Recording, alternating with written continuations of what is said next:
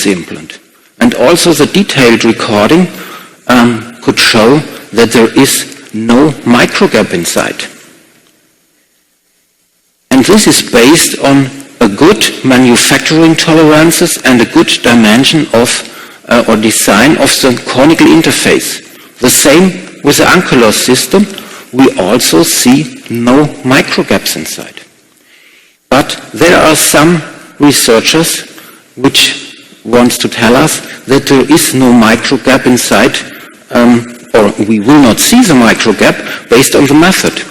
But if we have a look at this Bicon system, this Bicon interface, we can see below there is a microgap, but the interesting thing is if we load it with 200 newtons, the microgap didn't change. So there is no micro movement inside. And this is a cheap copy of a Bicon system, and we can see there is a microgap inside of the interface. And also with this Straumann Synocta components brand new, there are microgaps inside of the cortical interface. So if there is a microgap inside, we will see the microgap. Also with the solid abutment, we can see the microgap. So the method will show us if there is a microgap. And if we have good designed solutions, there is no microgap, or we see no microgap because there is no microgap. And also, if we load these Straumann implants, please have a look at this region, to the thread, and here to the cortical interface. And you will see that there is a permanent shift, so the occlusion is gone. So the best thing is for you will tell your patient he should first chew to the one direction and then to the other, because the occlusion is again in the right position. And also, if we have a closer look to the microgap, we see that there is a gap forming inside of the cortical interface.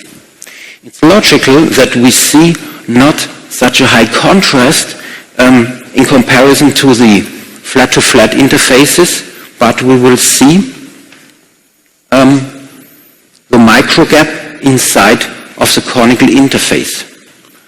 And if we see no, for example, at the Astratec system, the logical consequence is that there is no microgap inside. So also, if we see no microgap inside of the cortical interfaces, it is logical if we fill it with a radio-opaque material that we will see no micropump effect, because there is no microgap where the radio-opaque fluid can be sucked inside. So for better understanding what is the basic difference between flat-to-flat interfaces and conical interfaces, I have some pictures for you. And the main difference is on flat-to-flat interface that we have a really horizontal bed stop and we have a clearance fit for better fitting. The main difference to the conical interfaces is that we have a conical bed stop, and before fitting we have a clearance fit. And after fitting, we have a press fit if the manufacturing tolerances are really perfect. And the difference from a mechanical perspective is that if we load it with a horizontal component, that the abutment tilts sideways till it will be stabilized inside of the implant. But then it's too late. We've got a microgap. With a conical interface, we have not the problem because we have no microgap inside. If we load it, the forces can be transmitted directly from the abutment to the implant without a high stress for the binding screw.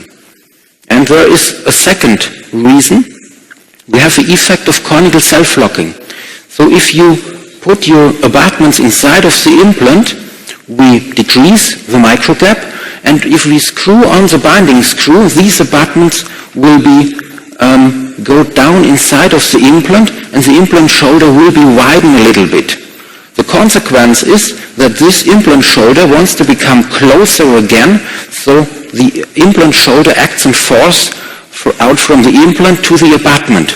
And normally we should think the force from below will be moved out the abutment, but this will not occur because the cone angles are dimensions that we have high forces from outside and a low force from below. And based on the fact that we have a friction between, there is no problem. We have the effect of conical self-locking.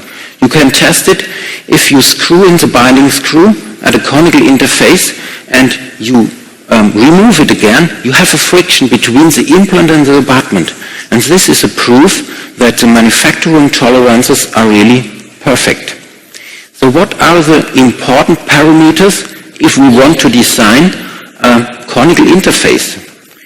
The first one is the cone angle, then the length of the conical surface, the tension of the binding screw, and the manufacturing tolerances. And this should be like a perfect system. If one of these parts are not perfect, the whole system will not work.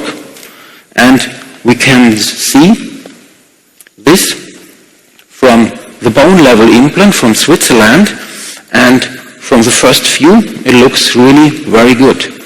But you can see that the conical interface, the conical parts are too small, and if we have a look to the video again and you have a look at this region, you can see we have also a permanent shift inside of this interface. And if we have a look to the detailed recording, we see that it is really a large permanent shift, and we also can see that it starts at only 100 newtons that we have a gap forming. But the interesting thing is, in the upper region at our conical interface, we see that the tension is so strong that we have no gap forming inside of the conical interface. But there is a movement inside because it's logical, the abutment tilts permanent sideways. And so we have an abrasion inside of this conical interface.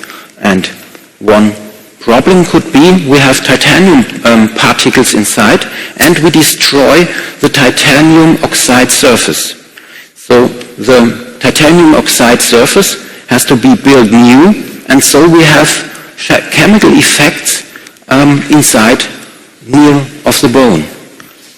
And also there is an interesting literature from the orthopedic implantology where we can see that nano and micro particles, which has a size smaller than 10 microns, activates our osteoclasts. So we will get a bone loss. And so we loaded 200,000 cycles, and we put it into an SEM analyze, and if we come nearer to it and have a closer look, we see there are really much abrasions inside of this conical interface. And if we have a closer look, we see that it is not only one particle, that are really much particles. And now we change the mode of the SEM and goes a little bit closer to it, and we see it's not one or two, it's 100,000 or million particles, which are smaller than 1 micron. So they can pass the soft tissue without a problem, and I think we will find these particles after some years everywhere in our body. And also, if we come closer, we can see that there are particles which are smaller than 100 nanometers. So we can say that is perfect nanotechnology made from Switzerland. But I don't think that the cells really will love these particles, so we could get a problem with the bone loss. So let's have at least a look for the reasons of crestal bone loss, and we will see that the reasons are not only the micro movements, they could come from the surgeon or from the soft tissue inflammation, and also from the biomechanics, or something we didn't know in the moment and something we know in some years. But if you have a problem with one of these factors, you will get a bone loss. You have to prevent everything. So for preventing the system-based bone loss, you should use an interface which is free from micro movements, free from micro pump effects, and free from aberrations. And if you want to solve such situations which these soft tissue results, you should use a conical interface. The most of the X-ray videos you can download from our website, from the University of Frankfurt, and I thank you for your kind attention.